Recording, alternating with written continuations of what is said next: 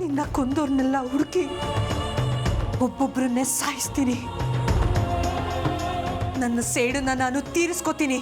ನಾಗಮಣಿನ ವಶಪಡಿಸ್ಕೊಂಡು ಅದರಿಂದ ನಿನಗೆ ಮತ್ತೆ ಮರುಜೀವ ಬರೋ ಹಾಗೆ ಮಾಡ್ತೀನಿ.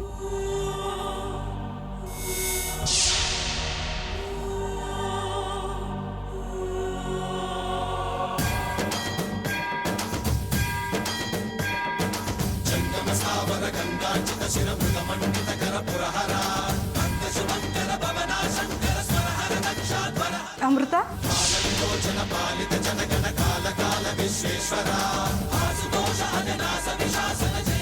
ಅಮೃತ, ಏನ್ ಮಾಡ್ತಾ ಇದ್ಯಾ? ಅಳ್ತಾ ಇದ್ಯಾ? ಯಾಕಮ್ಮ? ಏನಾಯ್ತು? ಯಾರಾದ್ರೂ ಏನಾದ್ರೂ ಅಂದ್ರ? ನಿಮ್ಗೆ ಹೇಗೆ ಹೇಳಿ? ನನ್ನಮ್ಮ ನಿರ್ಜೀವವಾಗಿರೋದನ್ನ ನೋಡಿ ನನಗೆ ದುಃಖ ಆಗ್ತಿದೆ ಅಂತ ನನ್ನ ಶತ್ರು ನನ್ನ ಕಣ್ಮುಂದೆ ಬಂದ್ರು ಅವನನ್ನ ಸಾಯಿಸೋದಕ್ಕಾಗದೇ ಇರೋ ಹಾಗಾಯ್ತಲ್ಲ ಅನ್ನೋ ನೋವಿದೆ. ನನ್ನ ನೋವಿಗೂ ನಿಮ್ಮ ನೋವಿಗೂ ತುಂಬಾ ವ್ಯತ್ಯಾಸ ಇದೆ. ಅದು ಮನುಷ್ಯರಿಗೆ ಅರ್ಥ ಆಗಲ್ಲ. ಅಮೃತ, ಏನ್ ಯೋಚನೆ ಮಾಡ್ತಿದ್ಯಾ? ಏನಿಲ್ಲ, ಹೀಗೆ ಏನು ನೆನಪಾಯ್ತು. ಹೌದಾ, ಸರಿ. ಹಾಗಿದ್ರೆ ಇವತ್ತು ಸಂಜೆ ದೇವಸ್ಥಾನದಲ್ಲಿ ಸತ್ಯನಾರಾಯಣ ಪೂಜೆ ಮಾಡಿಸ್ತಿದಾರಂತೆ. ನಾವಿಬ್ರು ಅಲ್ಲಿಗೆ ಹೋಗಿ ಬರೋಣವಾ? ಇಲ್ಲ, ನಾನು ಬರಲ್ಲ. ಸಂಜೆ ನನಗೆ ಬೇರೆ ಕೆಲಸ ಇದೆ. ನಾನು ಅಲ್ಲಿಗೆ ಹೋಗ್ಬೇಕು. ಎಲ್ಲಿಗೆ ಹೋಗ್ಬೇಕು? ಏನ್ ಕೆಲಸ ಇದೆ ಅಮೃತ? ಅದನ್ನ ಹೇಳೋದಕ್ಕಾಗಲ್ಲ. ಅಮೃತ, ಹೀಗೆ ಹೇಳಿದ್ರೆ ಹೇಗೆ? ಎಲ್ಲಿಗಾದ್ರೂ ಹೋಗೋದಿದ್ರೆ ಇಂಥಲ್ಲಿಗೆ ಹೋಗಿ ಬರ್ತೀನಿ ಅಂತ ಹೋಗ್ಬೇಕು ಅಲ್ವಾ? ನೀವು ನನಗೆ ಮಾತು ಕೊಟ್ಟಿದ್ದೀರಾ, ನಾನು ಎಲ್ಲೋ ಹೋಗ್ತೀನಿ, ಏನು ಮಾಡ್ತಿದ್ದೀನಿ ಅಂತ ಕೇಳಲ್ಲ ಅಂತ. ಈಗ ನೋಡಿದ್ರೆ ನನ್ನನ್ನೇ ಪ್ರಶ್ನೆ ಮಾಡ್ತಿದ್ದೀರಾ. ನೀವು ಹೀಗೆ ಮತ್ತೆ ಮತ್ತೆ ಪ್ರಶ್ನೆ ಮಾಡ್ತಿದ್ರೆ ನಿಮ್ಮನ್ನು ಈ ಮನೆನ ಬಿಟ್ಟು ಹೋಗ್ಬೇಕಾಗುತ್ತೆ. ಅಯ್ಯೋ ಅಮೃತ, ಹಾಗೇನಾದ್ರೂ ಮಾಡ್ಬಿಟ್ಟಿಯಾ? ನಿನ್ನನ್ನು ಬಿಟ್ಟು ಬದುಕೋ ಶಕ್ತಿ ನನಗಿಲ್ಲ ಅಮ್ಮ. ಇದೇ ಕೊನೆ. ಇನ್ನೊಂದ್ಸಲ ನೀನು ಎಲ್ಲಿಗೆ ಹೋಗ್ತೀಯಾ, ಏನ್ ಮಾಡ್ತೀಯಾ ಅಂತ ನಾನು ಕೇಳಲ್ಲ. ಆದ್ರೆ ಮನೆ ಬಿಟ್ಟು ಹೋಗ್ತೀನಿ ಅಂತ ಮಾತ್ರ ಹೇಳ್ಬೇಡಮ್ಮ. ಸರಿ. ಹಾಗೆ ಇನ್ನೊಂದು ಮಾತು, ತಾಯಿಯಾಗಿ ಹೇಳ್ತಿದ್ದೀನಿ ಅಂತ ಅನ್ಕೋ. ಮನೆಯಿಂದ ಹೊರಗಡೆ ಹೋದ್ಮೇಲೆ ಆದಷ್ಟು ಬೇಗ ಮನೆಗೆ ಬಾ ಅಮ್ಮ. ನೀನು ಬೇಗ ಮನೆಗೆ ಬರಲಿಲ್ಲ ಅಂದರೆ ನನಗೆ ಆತಂಕ ಆಗುತ್ತೆ. ನನಗೇನೂ ಆಗಲ್ಲ. ಹಾಗೆ ನನ್ನ ಬಗ್ಗೆ ಯೋಚನೆ ಮಾಡೋ ಅಗತ್ಯ ಇಲ್ಲ. ನಾನು ನಿಮಗೆ ನೋವಾಗೋವಂಥ ಕೆಲಸ ನಾನು ಮಾಡಲ್ಲ.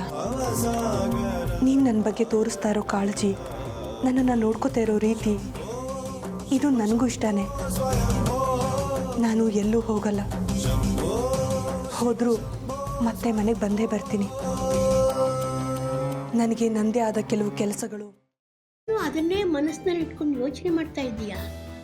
ಮೊದಲು ಅದರಿಂದ ಹೊರಗಡೆ ಬಾ. ನಾನೇನು ಯೋಚನೆ ಮಾಡ್ತಿಲ್ಲ ಅಜ್ಜಿ. ನಿನ್ನ ಚಿಕ್ಕ ಮಗುವಿಂದ ನೋಡ್ತಾ ಇದ್ದೀನಿ.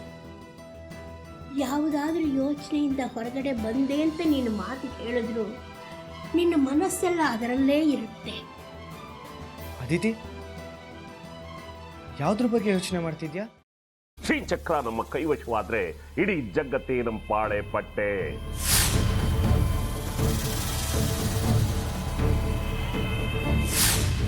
ನಾವಿದೀವಲ್ಲ, ನೀವು ಯಾಕೆ ಚಿಂತೆ?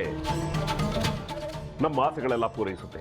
ಅದಕ್ಕೆ ನಾನು ಹೇಳಿದ್ದು ನಮ್ಮ ಜೊತೆ ಕೈ ಜೋಡಿಸು ಅಂತ.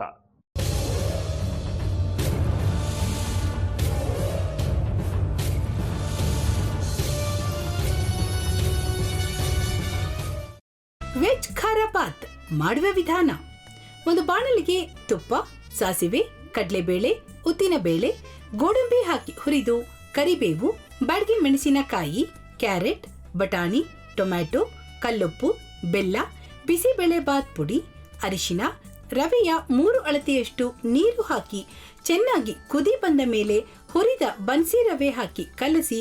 ಈಗ ವೆಜ್ ಖಾರ ಬಾತ್ ಸವಿಯಲು.